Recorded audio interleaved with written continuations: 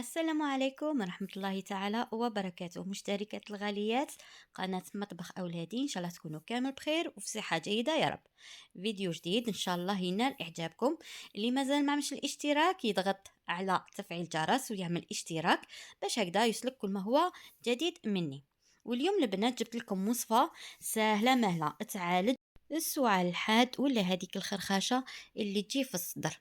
هاد الوصفة راهي ممتازة بزاف بزاف، بغي زوج مكونات زوج، ولكن تعطيكم واحد النتيجة ممتازة ممتازة. ان شاء الله تكملوا الوصفة للاخير لانها رايحين تستفادوا منها. هاد الوصفة مجربة، ان شاء الله تكملوها للاخير وما تنساوش اللايك وتعليق. يلا مع بعض تشوفوا الوصفة على بركة الله. وهنا كما راكم تشوفوا البنات عندي زوج تاع المكونات اللي هي حلوة الترك ولا حلوة مليانة ولا الشامية، كل واحد وكيفاش يعني كيفاش يقولها على حسب كل واحد المنطقة ديالو. ونجيبو هنا زيت الزيتون اللي هو كما تعرفوه غني بزاف بالفيتامين، وكامل تعرفوا باللي هو دواء ومذكور في القرآن. ولازم تكون عندنا علبة زجاجية محكمة الغلق باش هكذا نضمنوا الوصفة تاعنا تكون ناجحة 100%.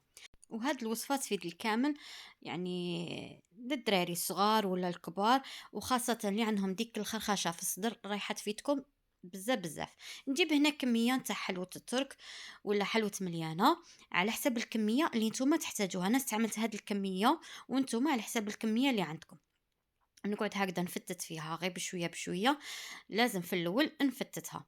كما تعرفوا حلوة الترك ولا حلوة مليانة مخدومة بالطحينة، تنجموا تغيروا الطحينة بلاصة حلوة مليانة، ولكن أنا يعني دايما نستعملها بحلوة الترك ورايحة تعطيكم فايدة كبيرة كبيرة.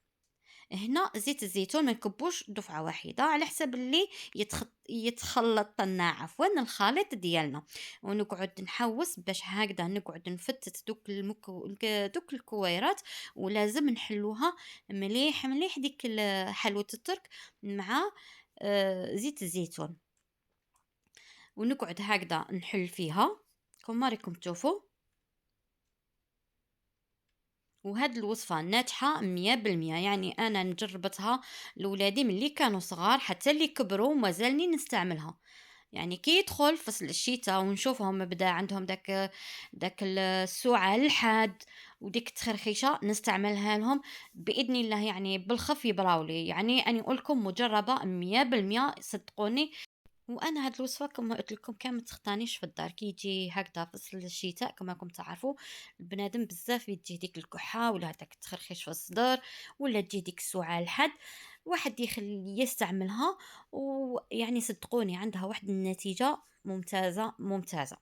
نقعد هكذا نخلط فيها واحد الخمس دقائق، ولازم يكون الخليط تاعنا يكون فاتح. وانتم ما تتحكموا في الكميه، تحبوا تعملوا اكثر من هذا الشيء يعني لكم الاختيار. انا نحب نعمل غير هكذا، يعني تكون جديده ومن بعد نعاود نجدد.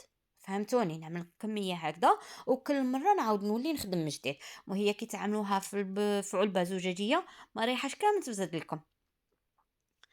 ونقعد هكذا نخلط كما راكم تشوفوا حتى كامل دوك الحبيبات يختفوا، ونتحصلوا على كريمه بهذا القوام. والنتيجه يعني الاهم في هذه الوصفه انها تعطيكم نتيجه ناجحه 100%، ورايحه يعطيكم ذوق شباب، يعني ما تخافوش منها.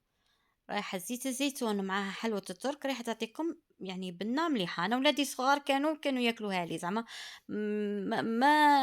زعما فيها بنه شابه، ما تخافوش. كان يتقول له زيت الزيتون مع حلوة الترك تجي بيزار، مي بصح هي الأهم أنها تداوي بنادم وتخليه يبرأ من من هذيك السعال ولا من هذيك الخرخشة، يعني عندها فائدة مليحة. وهنا يعني من بعد ما نتحصلوا على خليط كريمي بهذا الشكل، نجيبو هنا العلبة نتاعنا الزجاجية ونفرغ فيها هذاك الخليط تاعنا. يعني شوفوا القوام تاعو كيفاش تحصلنا عليه، هذا هو القوام يكون فاتح كما قلت لكم. ولازم نأكد لكم عود على حاجة، لازم تمدوها للطفل ديالكم ولا أي واحد يكون مريض بهذه الخرخشة، لازم تقدموها له مباشرة قبل ما يرقدوا، يعني قبل النوم. باش ما يضربوش الهواء على هذيك الوصفة. ولازم الماء اللي يعني كون حتى يحبوا وليداتكم يشربوا الماء مور هاد الوصفة، اعطيوه لهم دافي، ما تعطيوه لهمش ماء بارد، باش هكذا تضمنوا يعني تنجح معاكم الوصفة بإذن الله. والوصفة تاعكم خليوها يعني عادي في المطبخ على درجة حرارة المطبخ عادي، ما ريحاش تفزد لكم. ان شاء الله تكونوا استفاديتوا معايا في الوصفة تاع نهار اليوم ولو بقليل، وصدقوني انها ناجحة 100%.